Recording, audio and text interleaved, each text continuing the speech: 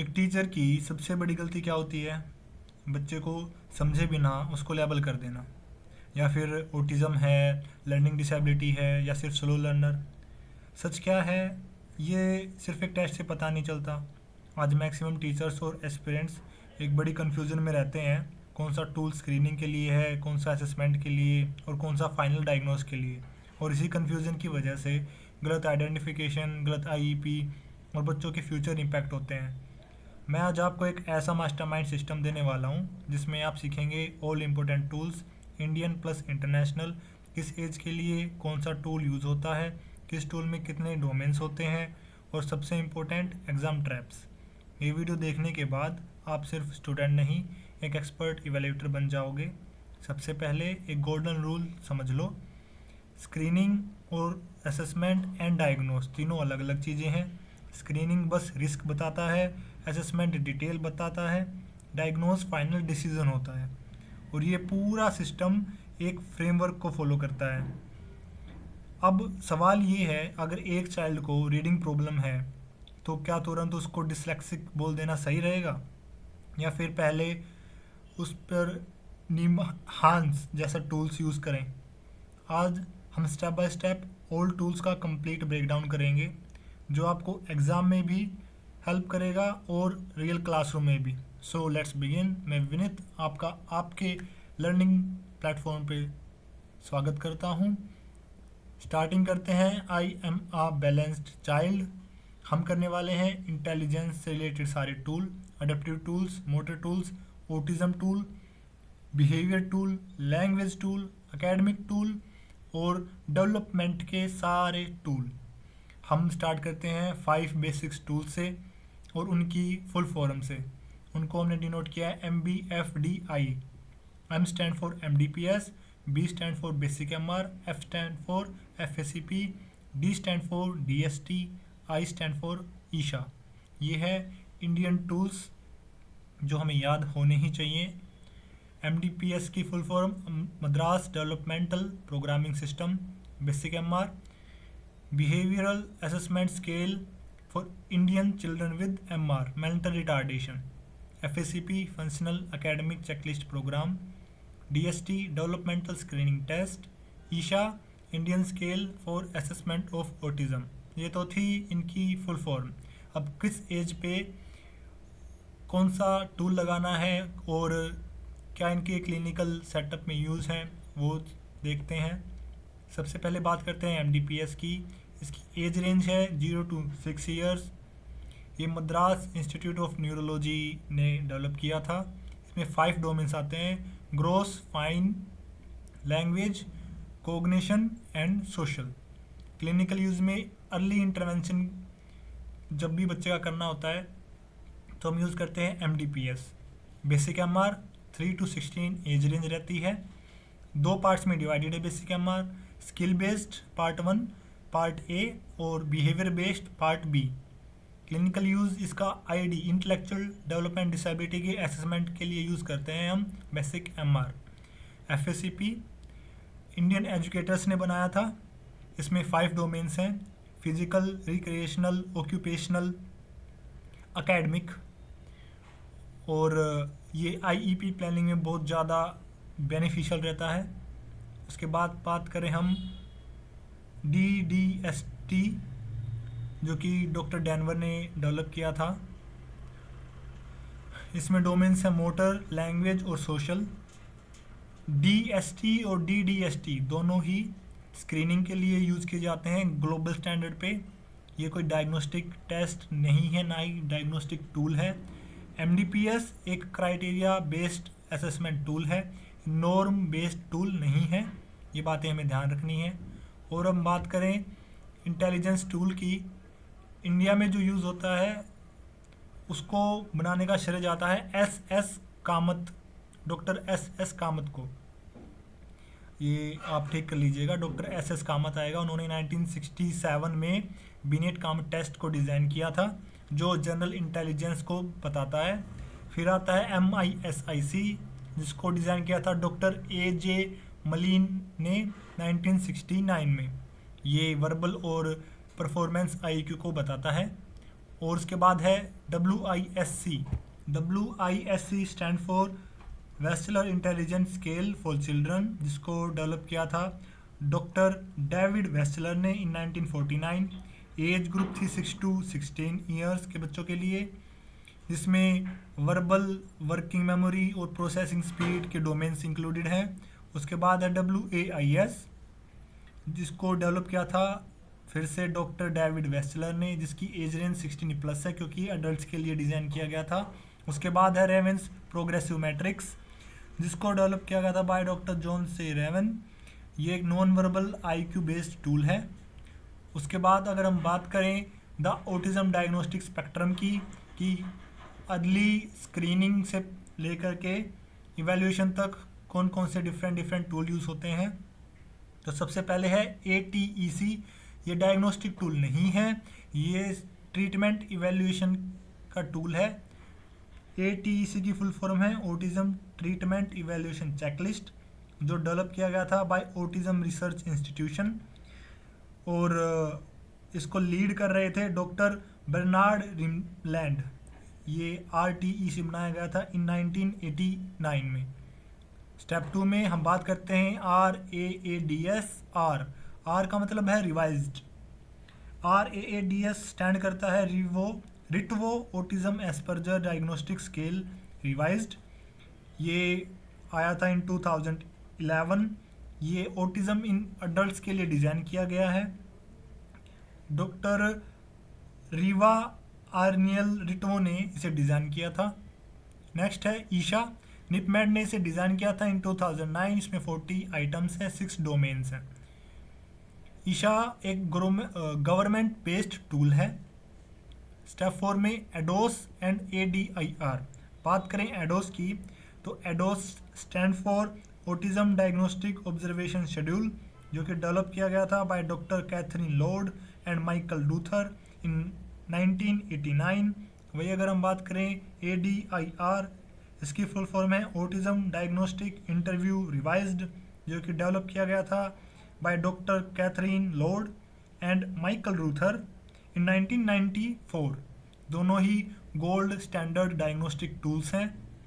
वहीं अगर हम बात करें अडप्टिव वर्सेस एकेडमिक मैपिंग की, कौन कौन से टूल्स हैं जो अडप्टिव स्किल्स के लिए यूज़ कर सकते हैं हम, कौन कौन से टूल्स हैं जो एकेडमिक और LD लर्निंग डिसेबिलिटी के लिए यूज़ किए जा सकते हैं। हम बात करें VSMS की, इसको डिज़ाइन किया था एडगर डोल ने इन 1935। इसमें 8 डोमेन्स हैं। Self help skills, communication skills, social skills और ऑक्यूपेशन स्किल्स जैसी इंपॉर्टेंट डेवलपमेंटल स्किल्स इसमें इंक्लूडेड है। ABAS, इसमें 4 मेन डोमेन है, conceptual, social, practical and alternative to Vineland. उसके बाद बात करें हम एकेडमिक एंड LD की, तो NIMHANS SLD battery, NIMHANS specific learning disability battery, इसमें रीडिंग, राइटिंग, अर्थमेटिक की बात की गई है। WRAT एंड WG, इसकी अगर हम बात करें तो इसमें वाइड रेंज पर 2 चीज़ें टेस्ट की जाती हैं, एक तो अचीवमेंट टेस्ट और एक कोग्निटिव एबिलिटीज़।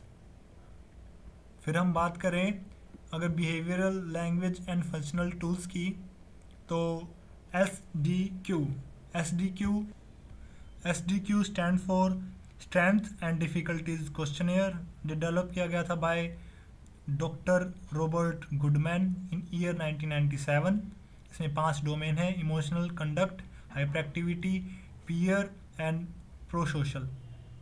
फिर उसके बाद अगर हम बात करें BOTMP, जो कि स्टैंड करता है for the Bruininks Oseretsky test of motor proficiency. यह डेवलप किया गया था बाय डॉक्टर ब्रूनिंग्स ओसर्ट्स्काई इन 1978, जिनका मेन फोकस फाइन और ग्रोस मोटर स्किल्स पर था। फिर अगर हम बात करें कैल्फ की, जो कि लैंग्वेज एरिया में आते हैं, रिसेप्टिव और एक्सप्रेसिव दोनों स्किल्स में इंक्लूडेड है। क्लिनिकल इवेल्युएशन ऑफ लैंग्वेज, जिसकी फुल फॉर्म है, ये डेवलप किया गया था by Elizabeth wing and Wayne Secord and Eleanor Semel ने। और कब किया गया था ये? 1980 में। इसका मेन पर्पज़ है लैंग्वेज असेसमेंट का।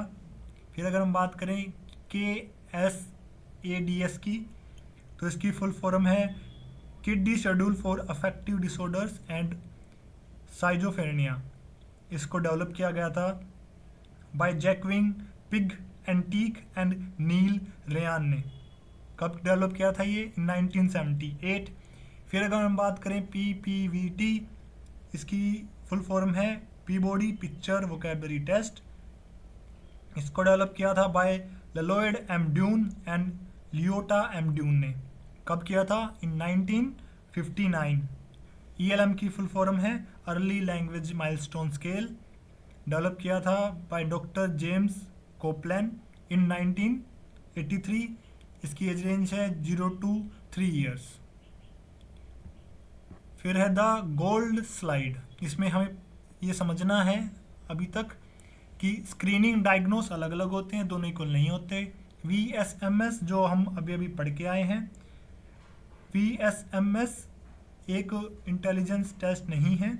Vinland scale maturity, Vinland social maturity scale अभी अभी हमने जो पढ़ा, और डेवलप किया गया था बाय डॉक्टर एडगार्ड एडोल ने।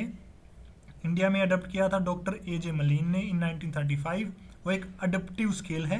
MDPS Madras development programming system एक क्राइटेरिया बेस्ड असेसमेंट टूल है, नॉर्म बेस्ड टूल नहीं है। IQ अकेला इंटेलेक्चुअल डिसेबिलिटी को नहीं बता सकता, उसके लिए हमें बहुत सारे क्राइटेरिया की जरूरत होती है। ATEC एक डायग्नोस्टिक टूल नहीं है, ये एक ट्रीटमेंट इवेल्युएशन है। ईशा एक गवर्नमेंट ऑटिज्म सर्टिफिकेशन टूल है, ठीक है, जो हम इंडिया में यूज़ करते हैं चिल्ड्रन फॉर ऑटिज्म। अभी तक हमने पढ़ा है intelligence, adaptive autism, learning disability, language development, behaviour और फंक्शनल के सारे टूल्स, कितने डोमेन्स हैं। अब हम पढ़ेंगे किसने डेवलप किया था, कब डेवलप किया था और क्या क्या मेन टर्मिनोलॉजी है। तो अगली स्लाइड की तरफ चलते हैं। हमने पढ़ लिया है कि ग्लोबल स्टैंडर्ड में कौन कौन से ऐसे टूल्स हैं जो हम यूज़ करते हैं। इंडिया ने कौन कौन से टूल्स अडॉप्ट किए हैं हम वो भी पढ़ेंगे, और एग्ज़ाम रिवीजन में जो जो हमें पूरी स्लाइड में पढ़ा है, लास्ट की पूरी स्लाइड उस पर फोकस रहेगी।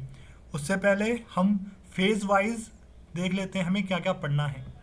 हमें पढ़ना है फेज़ 1 में ग्लोबल टैक्सोनॉमीज़, जिसमें हम ICD, DSM और ICF पढ़ेंगे, कब इस्टेब्लिश हुई, कौन सी ऑर्गेनाइजेशन के अंडर आती हैं। फिर ब्रॉड स्क्रीनिंग, इसमें हम GES, DDST और DST पढ़ेंगे। फिर कोग्निटिव डेप्थ में इंटेलिजेंस टेस्टिंग जैसे WISC, WAIS, BKT, MISIC पढ़ेंगे। फिर टारगेटेड डायग्नोसिस में द ऑटिज्म स्पेक्ट्रम, जोन जो से असेसमेंट टूल यूज़ होते हैं वो पढ़ेंगे। एडोस, ADIR, ईशा। फिर टारगेटेड एक्शन में क्लिनिकल इंटरवेंशन, ABA, टैक और PECS। तो स्टार्ट करते हैं हम सबसे पहले ICD, DSM और ISF से। ICD stand for international classification of diseases, establish हुआ था in 1948 with the help of WHO। इसका यूज़ था कंप्रिहेंसिव क्लासिफिकेशन करना सभी ह्यूमन डिजीज़ के लिए। Diagnostic and statistical manual of mental disorder, ये इस्टेब्लिश हुआ था in 1952 by APA, American psychiatric association के द्वारा। इसका उपयोग था स्टैंडर्डाइज डायग्नोस करना मेंटल एंड साइकेट्रिक डिसऑर्डर्स का।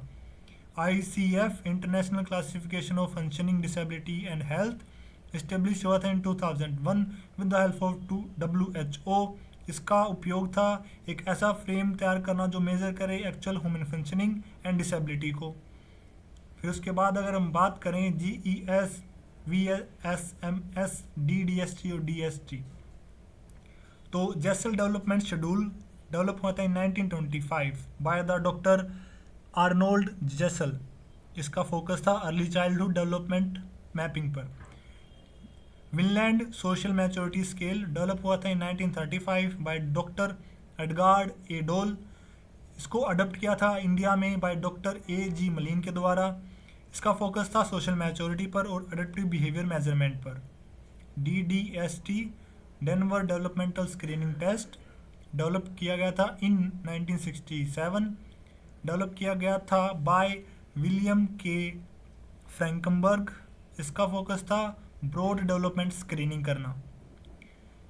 DST developmental screening test, DDST DST दोनों ही स्क्रीनिंग टेस्ट हैं। इसका फोकस था क्विक स्क्रीन करना डेवलपमेंट डिले पे, और ये इंडिया के कॉन्टेक्स्ट में था क्योंकि इंडिया स्टैंडर्ड में इसको डॉक्टर जे भारतराज ने डेवलप किया था इन 1977। फिर हम बात करें द इंटेलिजेंस मैट्रिक्स की, जिसको हम दो स्टैंडर्ड में डिवाइड करते हैं, child IQ and adult IQ। Child IQ के लिए ग्लोबल स्टैंडर्ड है WISC, Wechsler intelligence scale for children, जिसको डेवलप किया गया था by doctor Wechsler in 1949। Target age थी 6 to 16।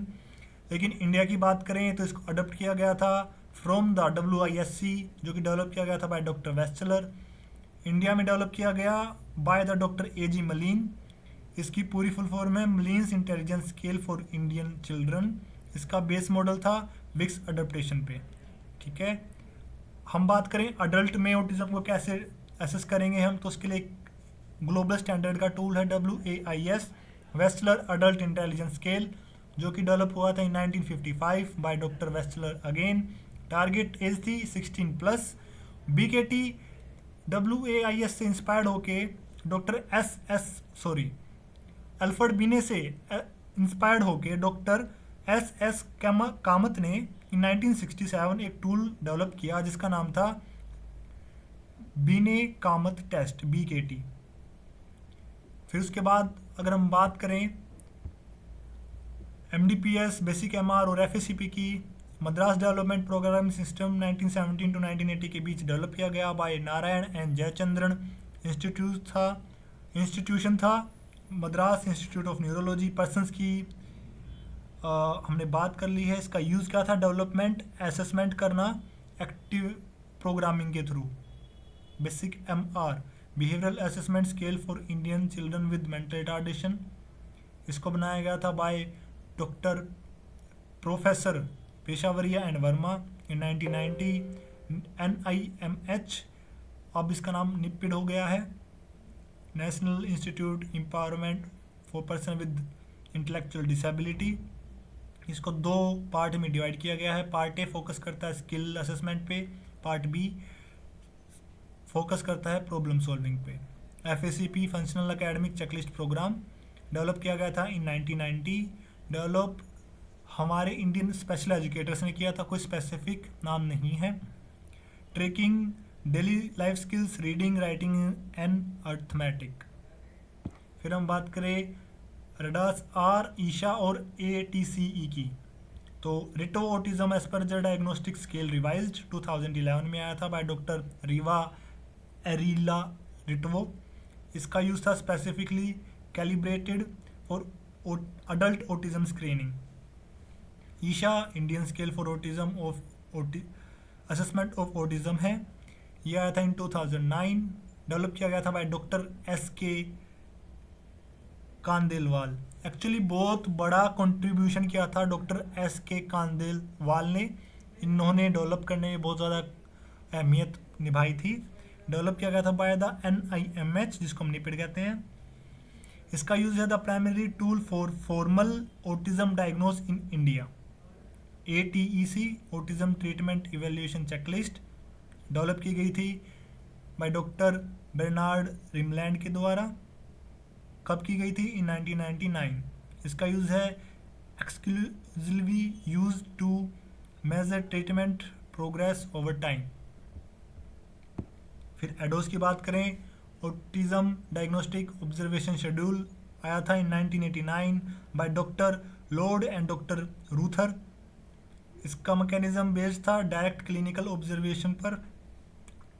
ADIR autism diagnostic interview revised, यह आया था इन 1999।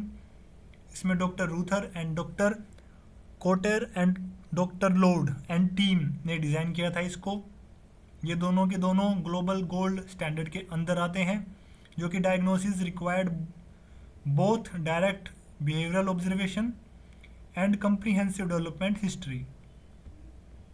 इसके बाद हम बात करें इंटरवेंशनल स्ट्रेटजीज टेबल की, ABA, PECS, TEACCH and DIR floor time. तो ABA अप्लाइड बिहेवियर एनालिसिस 1950-1960 में कॉन्सेप्ट आया। इस कॉन्सेप्ट को दिया B.F. स्किनर, जो कि फाउंडर माने जाते हैं। इनका फोकस था रिवार्ड बेस्ड बिहेवियर शेपिंग पर।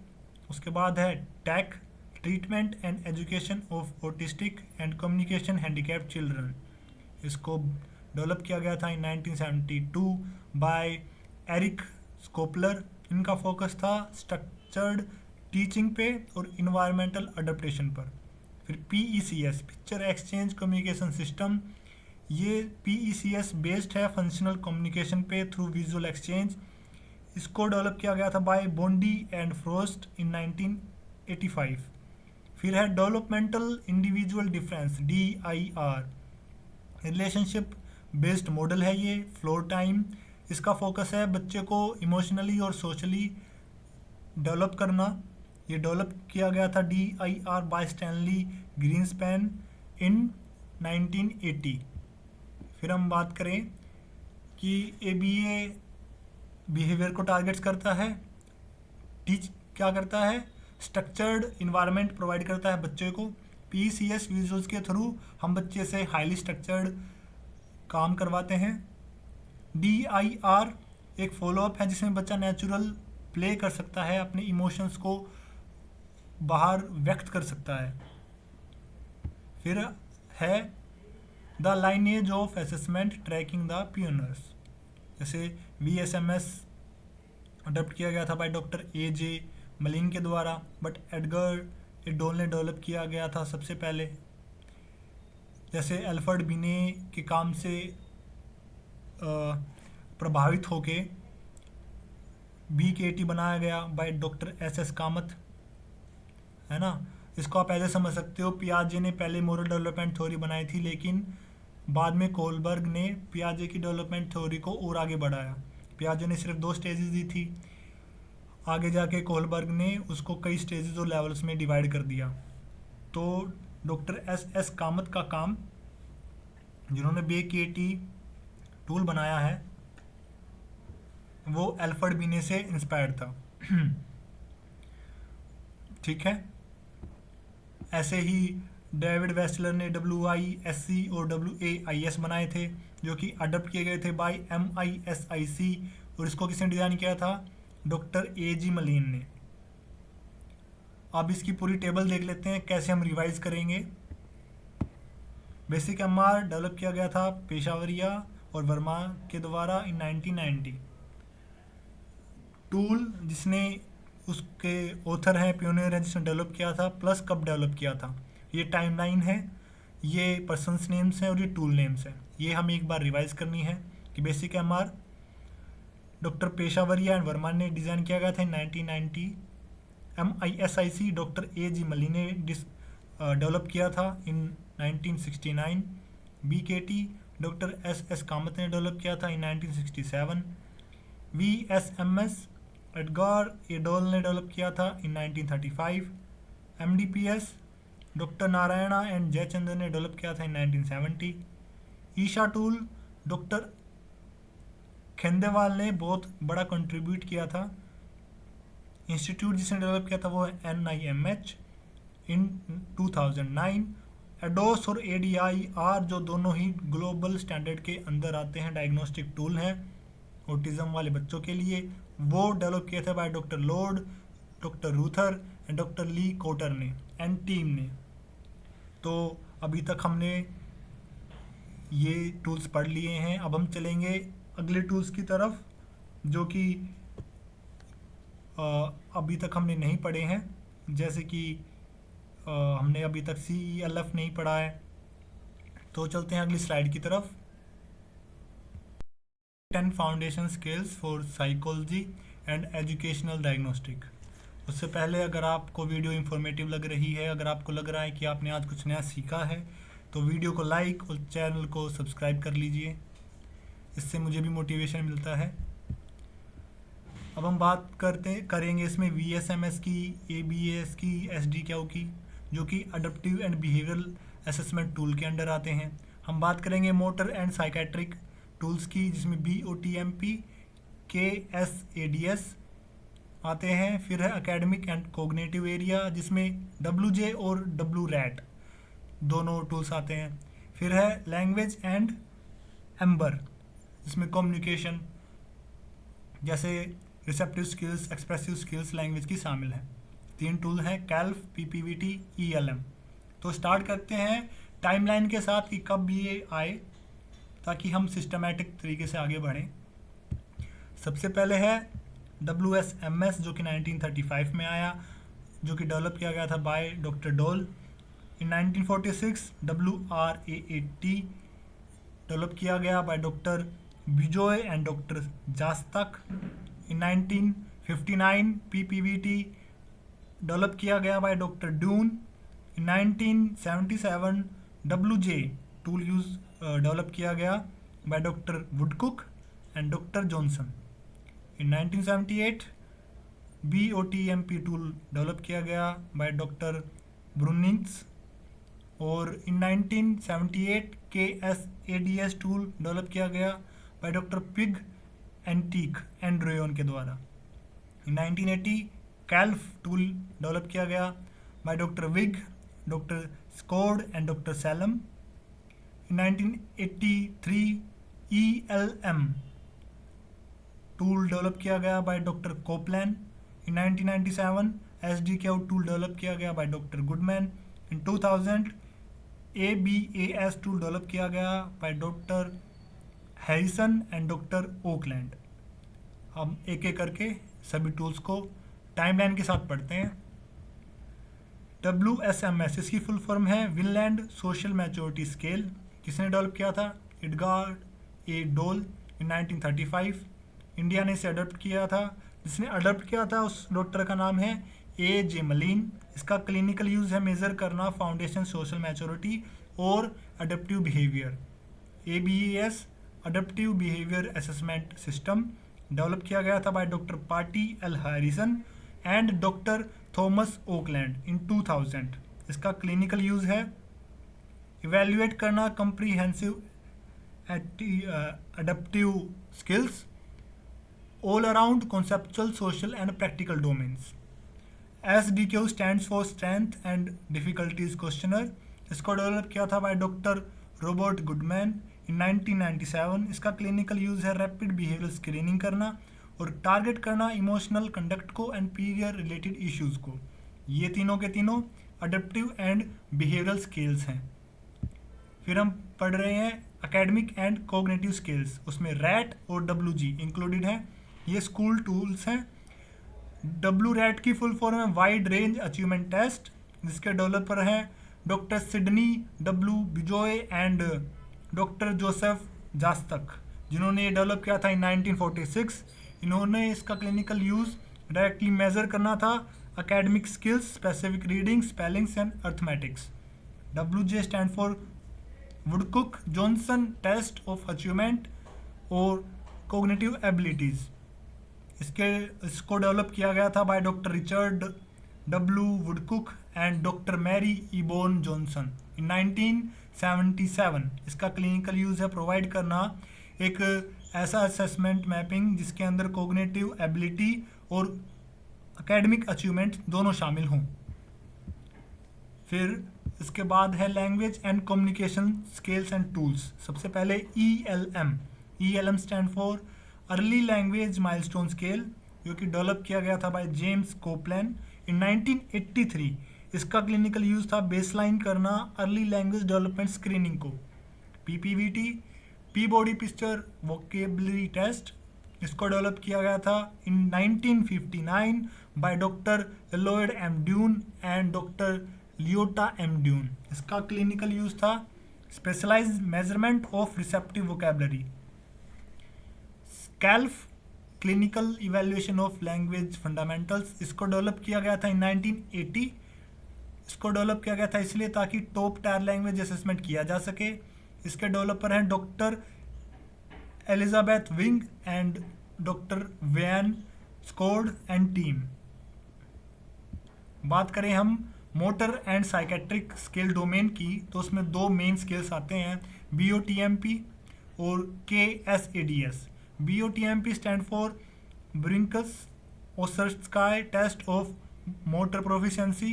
इसको डेवलप किया गया था रॉबर्ट HB के द्वारा इन 1978। इसका क्लिनिकल यूज था comprehensive assessment of physical mechanics and cover करता था फाइन एंड ग्रोस मोटर को। KSADS, kiddie schedule for affective disorders and schizophrenia, इसको डेवलप किया था in 1978 by Joaquim Puig and टीक एंड डॉक्टर नील रेयान के द्वारा। इसका क्लिनिकल यूज था deep dive psychiatric diagnosis in children targeting severe affective condition.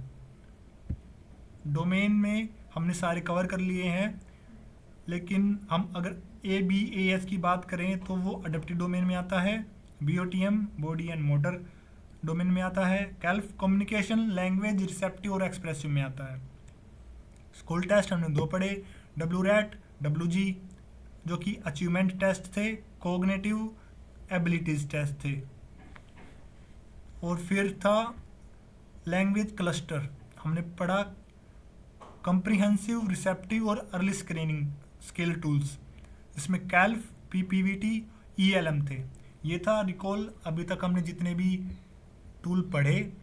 और एक बार क्विक रिवीजन ले लेंगे टाइमलाइन पर्सन फुल फॉर्म के साथ कि किस टूल की क्या फुल फॉर्म है, क्या टाइमलाइन है और किस पर्सन ने दिया, ताकि हम इसको और बेहतर अच्छे तरीके से समझ सकें। अगर आपको वीडियो अच्छी लग रही है तो आप वीडियो को लाइक करें और चैनल को सब्सक्राइब करें। हमारे चैनल से जुड़ना ना भूलें।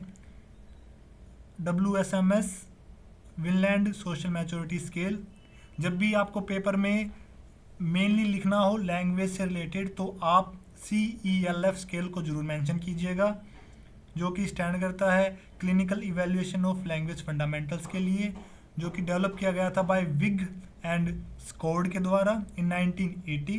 अगर आपसे कोई भी क्वेश्चन में कोग्निटिव और अचीवमेंट की बात की जाए, या तो आप ASD या आप IDD का रेफरेंस लेके कुछ भी लिखें, ASD autism spectrum disorder, IDD intellectual development disability, तो आप वुडकुक जॉनसन WJ स्केल को मेंशन कर सकते हैं, जो कि डेवलप किया गया था by doctor Woodcock and doctor Johnson in 1977। अगर आपके पास क्वेश्चन है सोशल मैच्योरिटी का तो आप वहाँ पर ABAS टूल को मेंशन कर सकते हैं। ABAS stand for adaptive behaviour assessment system.